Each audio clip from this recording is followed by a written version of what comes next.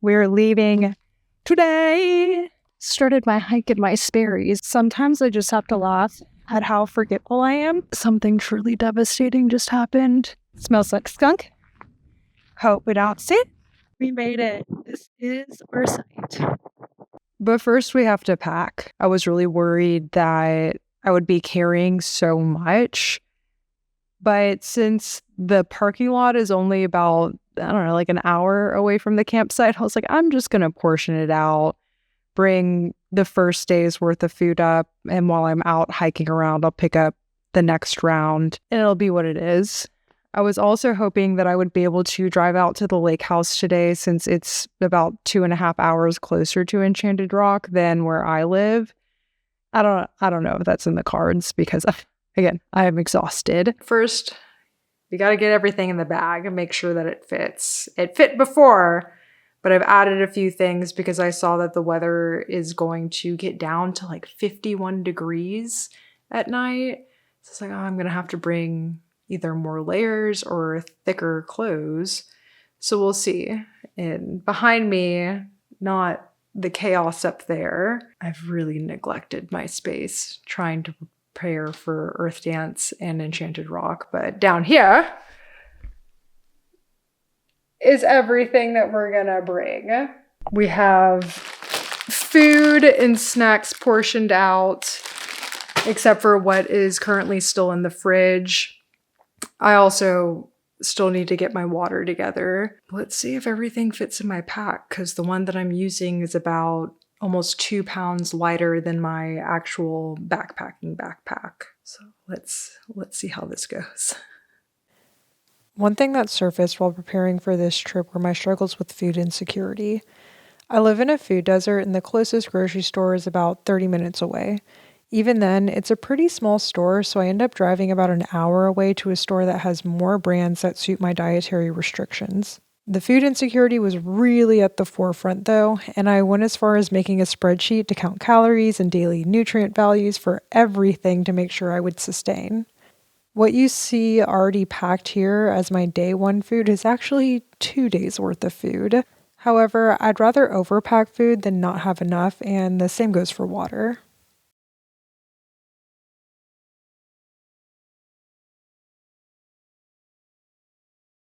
So we got everything in the bag except for day of clothes, backup stuff like snacks, salt sticks, all that stuff. And of course we still don't have the cold food, but there still is quite a bit of room in here. And I wanted it that way because my water bladder is gonna take up some space in here too. And then of course up here we have the clips for my lenses and my camera. But then my tripod is gonna go on this side. All in all. Oh, you know what I did forget? My sleeping pad. But I was gonna put that on last anyways. Let's not break our lens. Can't forget your sleeping pad. And I know this is like super silly with a lot of the gear being on the outside of the bag, but it's a lighter weight bag. It fits my body better. And it just, sometimes you just gotta do what you gotta do. It feels pretty light. It's pretty easy for me to pick up right now. But as soon as we get the water and the other food in here, it's gonna gain like 8.5 pounds, which will still be good. So that's gear.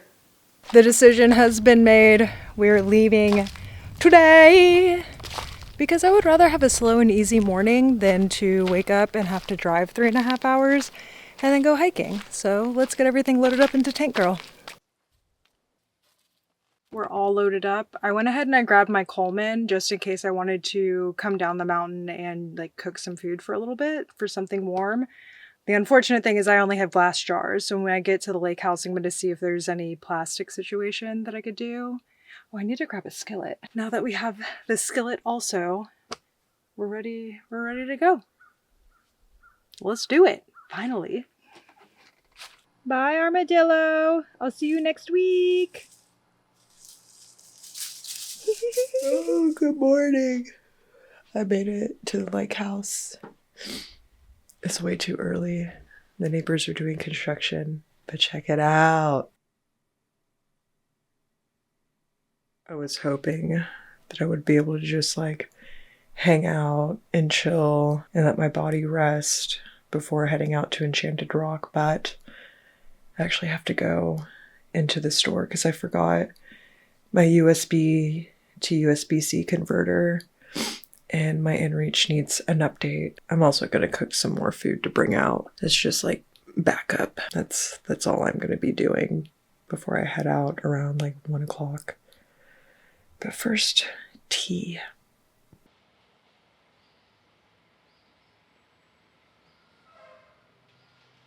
It's a really beautiful overcast day, and I hope it stays this way, especially over at Enchanted Rock while I'm hiking. I believe the high today is 90. I'm just so glad to be out here enjoying the views and the wildlife. Anyways, it's time to run some errands and get ready to go hiking. We're now about 6 miles away from Enchanted Rock, and I've been yawning this entire drive. But now that we're getting closer, oh, there she is! Yeah, now that we're getting closer, I feel the adrenaline and the excitement. So I'm hoping I don't just like immediately dry up and get dehydrated. I brought so much water, but I'm looking forward to getting out, even though it is still summertime outside. Sorry about the jiggling, it is what it is. See you in a bit. All right, final look. Let's hike. So I started my hike at my Sperry's, and then I was like, well, that's probably not the best. Whenever I was in the park store, the woman was telling me how some of the trails have been washed out a lot this year. Quite a few people have been spraining their ankles. So we're gonna wear the hiking boots. And then as soon as we get to camp, we're taking them off. It's viciously hot. Everything fits in my pack though. I was even able to find a little like cold soak bottle for chamomile tea tonight. I was gonna bring some green tea for in the morning. And I said, no, I'm all good on that front. But we're here, we made it. It's super windy, so I don't know if I'm gonna video much. As soon as I get my shoes on, we're getting it. So this is where we are right now. We're gonna go all the way around up to here. Sometimes I just have to laugh at how forgetful I am. It's super windy, so sorry about that. But I forgot my other lens, my long lens that I was gonna use for wildlife, but that's okay. I'm probably just gonna hang out at the camp this evening and chill. It smells like skunk. Hope we don't see it. Anyways, yep, there's that. My first ever actual backpacking trip was at Enchanted Rock when I was in middle school. The last time I was here was in college over 10 years ago. We'd hit the summit and then head out. I'd never hiked the loop trail though. It's such a different landscape and energy compared to the rest of the hill country. There's this gentle yet commanding presence here, one that coaxes you into the present moment in an almost hypnotic way with each ventifact and vista. And, of course, there were moments where I was in complete awe of the resilience to be found. Look at the rest of this view. Can you understand why I've stopped like every 5 seconds? I mean, just like...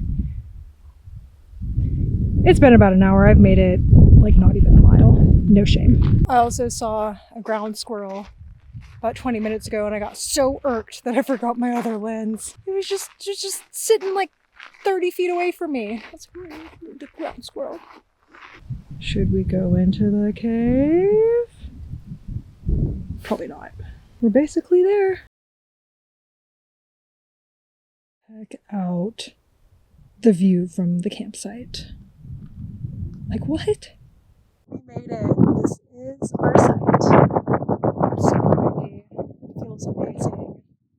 But like all of the sites out here, it's in direct sun. I felt very indecisive when it came to picking a spot to pitch my tent. The site pad was sloped, full of gravel, and the wind kept shifting direction. Since the wind also wasn't making up its mind, I ended up prioritizing how I would sleep on the slope. I opted to face the door east so I could get a little bit more privacy. The consequence of that was it meant my head would technically be at the foot of my tent, which I was okay with because it gave me a little more space when all of my gear was inside at night. Then I had an emotional moment when I unrolled the sleeping pad to find it covered in Ziggy's fur. I haven't gone camping without him, but once or twice since he came into my life 15 years ago. It was like he was right there with me again for another adventure, and it meant so much to me. We made it. We got camp set up. We got our shoes off. We got a view of the mountain. All is good. All is well. That hike really wasn't that bad, especially since I was stopping like every 15 seconds to be like, oh, look at this. The wind, probably not so great for the mic right now, but made all the difference hiking up when it was like 93 degrees out. All in all, would recommend. I'm just gonna hang out and camp this evening. I do still have time to do another hike, but I kind of just want to chill and just stare at the rock, at the Enchanted Rock. Something truly devastating just happened. My camera was up on the tripod all the way up. I don't know what happened. I guess I didn't tighten the coupling tight enough, and it slid off and it slammed down on my foot really hard. And I had the sun visor thing on it. Left a pretty mark, and it's swelling and bruising, so that'll be fun to walk on tomorrow. It's still like pretty numb, so there's that. Honestly, I'm really glad that the sun visor was on, because if it wasn't, I probably would have destroyed this lens. And again, I forgot the other one in the car. I don't know if the mic works anymore. I mean, would it be an adventure with Megan if I didn't injure myself like on the first day? Probably not. Just, gives the trip a little bit more spice, right? I'll be okay. It is a stunning evening. I'm pretty bummed that I don't have my other lens with me. We have so many birds coming to camp. There's been vultures flying overhead, kestrels.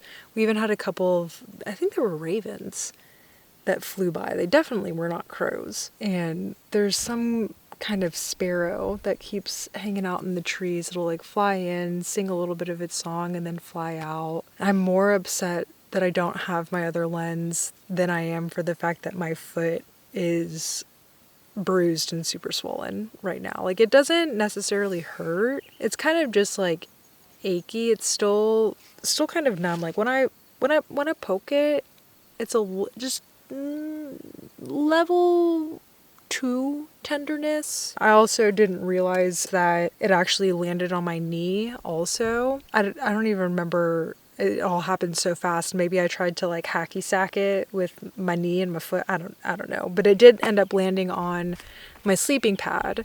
And I think between landing on the sleeping pad and having the sun visor on is what saved the lens. But I am more upset that I don't have my other lens than I am the fact that I injured myself day one within the first hour of being at camp. This is like classic Megan, right? I don't know. Anyways, I am really, really looking forward to tonight. I have an incredible view. Right now you can really, really tell how pink that granite is with the way that the sun is hitting it. And it's been clear skies. I know this morning I was like, oh, I hope it's like super shady while I'm hiking. It was pretty brutal, the sun, whenever I was hiking, but thank goodness I had my sun hoodie. And as soon as I put that hood up, I mean, it like dropped 5 degrees, and it was really tolerable after that. It was just when the sun was facing me was when I was the most uncomfortable. I am going to roll out my shoulders. I rolled out my hips earlier, so next I'm going to hit my shoulders, because I have a feeling that's going to be the most sore part about me tomorrow. I mean, my foot's probably going to be really sore tomorrow. But we're just going to hike anyway. I'm just really excited to be able to do some astrophotography with this just stunning view that I have from this campsite. I may end up walking further down a little bit to kind of get past this brush right here because it is blocking like 80% of it from view.